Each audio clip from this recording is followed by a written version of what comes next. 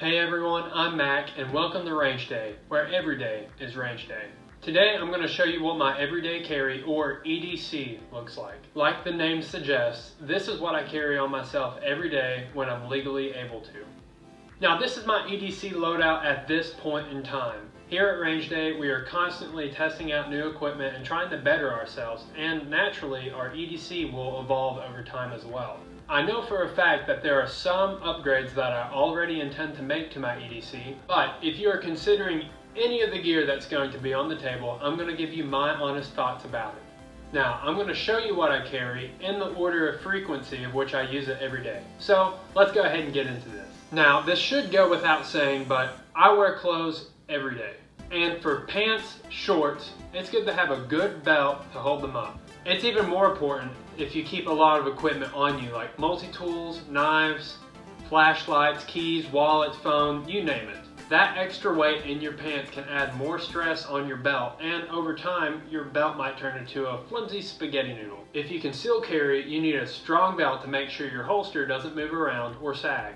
When I first started good EDC habits, I picked this leather belt up. It's made by Hank's Leather. It's sturdy, made out of 100% leather. There's a good thickness to it, and it's very sturdy. I've worn it every day for about a year now, and it seems to be holding up just fine. It's a classic belt with a classic belt buckle, so when I appendix carry, like you'll see later on in the video, I have to wear the belt buckle at the 1 or 2 o'clock position. That's just to make sure the inside waistband holster clips don't get in the way when I'm wearing my holster on me. As for one upgrade I'd like to make, eventually I'd like to pick up a lower profile belt, like one with a cover buckle on it, for instance. And for the price point, if you're interested in picking up one of these belts, you can get them for about around $50, depending on what kind of color or what kind of leather you want it made out of. This is the watch I wear, and this is my Casio G-Shock. I've had it for about a year now, and so far I love it. This G-Shock has a rubber wristband on it, as well as a polymer housing for the clock. I like to wear a watch for 3 reasons. 1, sometimes your phone dies and you need to know the time. 2, I'm a little bit of an old soul and watches just make sense to me. And 3, they are so cool. This Casio G-Shock is a digital analog hybrid, which I thought was pretty interesting. It's got a little digital screen here that will tell you what time it is. You can change that to military, standard 12 o'clock. But it also has the classic minute and hour hand on it. It says it's water resistant up to 20 barometers, but if you ask me, I'm not going to be trying that out anytime soon. When you do the math, that's like 650 feet underwater. Now, I have not personally been 650 feet underwater myself with this watch on, but I have been soaking wet in it. Got drenched in a huge rainstorm a little bit back, and afterwards I didn't see any fogging or any digital part malfunctioning or anything like that. Now, the only complaint I have with this is the fact that the digital numbers on here need a little bit of light. So at night it's impossible to see the digital numbers without shining a light on it or something. It does come with a built-in function to where you can click a light and a little yellow light comes on. And in the middle of the night that'd be good if you want to check the minute and hour hand, but it won't light up the digital number screen. But all in all, a great watch, and if you're interested in picking one up, I've seen them for as low as $40, and depending on how Gucci you want your watch to be, I've seen some for over $200. But this one, it was around 50 bucks for me. Now onto the light I carry. This is the J5 Tactical. In general, it's a good idea to keep an extra light on you besides the light on your phone. Phone lights can be good in a pinch, but it's good to have a dedicated light because it really increases your ability to search out for something. So next time you're out in the outdoor spaces, you're in a dark hallway, or you dropped a screw or something under a piece of furniture, you can pull out your handy dandy flashlight and it'll really make your day 100 times better. This has been my EDC light for about a year now, when I really started making better EDC habits, and it served me pretty well. It's also getting a really nice worn look to it, which means I've really been carrying it, and it kind of looks pretty good. Now, the main reason I picked this light as opposed to some of the others in the similar price category was that it takes a single AA battery, which I found was really convenient.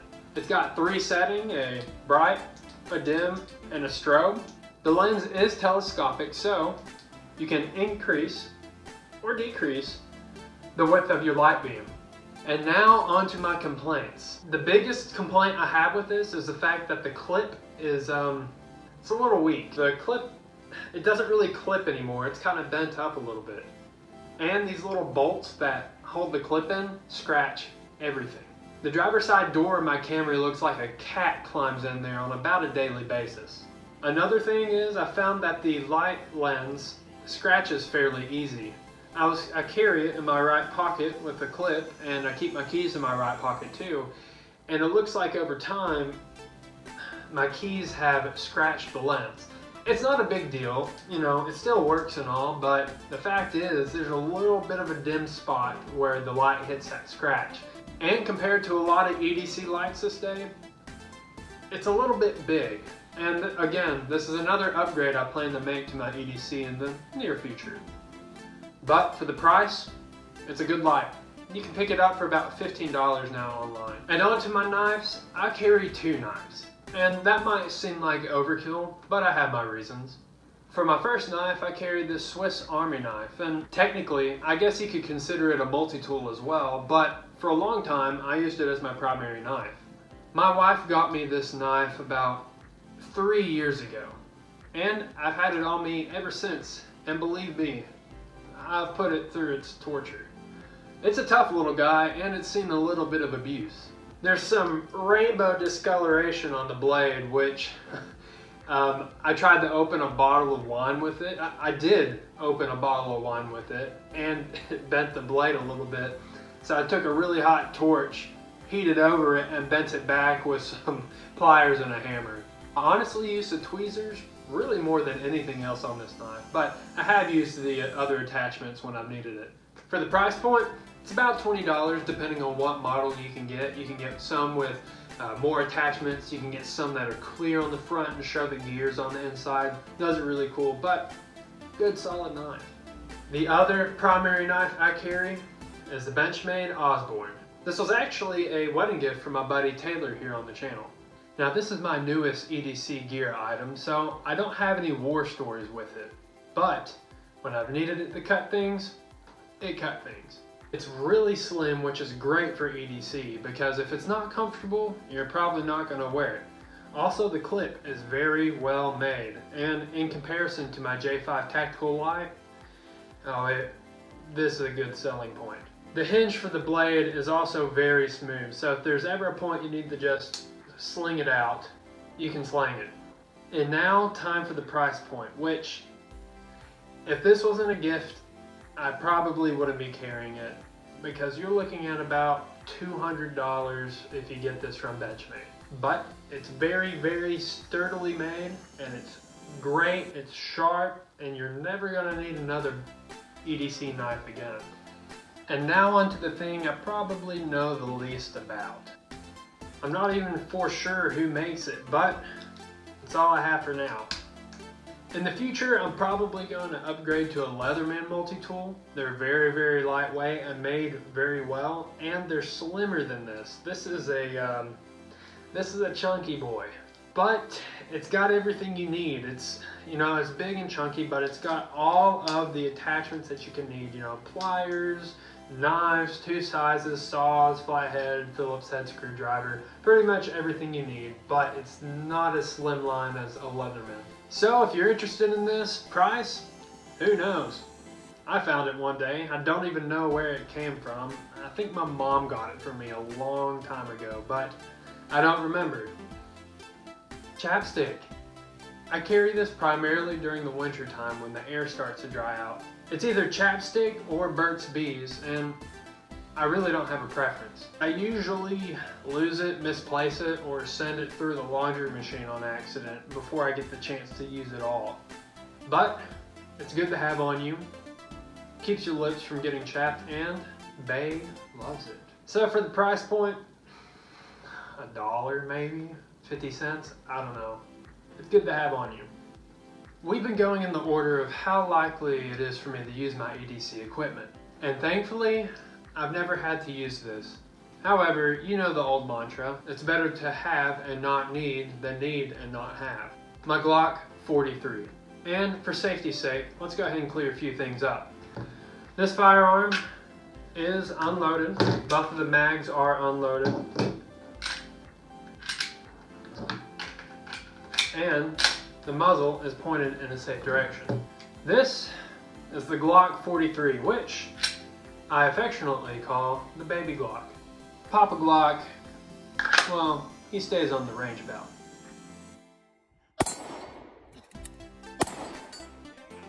I carry my handgun every day when I'm legally permitted to. The Glock 43 holstered in a T.Rex Arms Sidecar is a very comfortable choice and conceals very well on the person.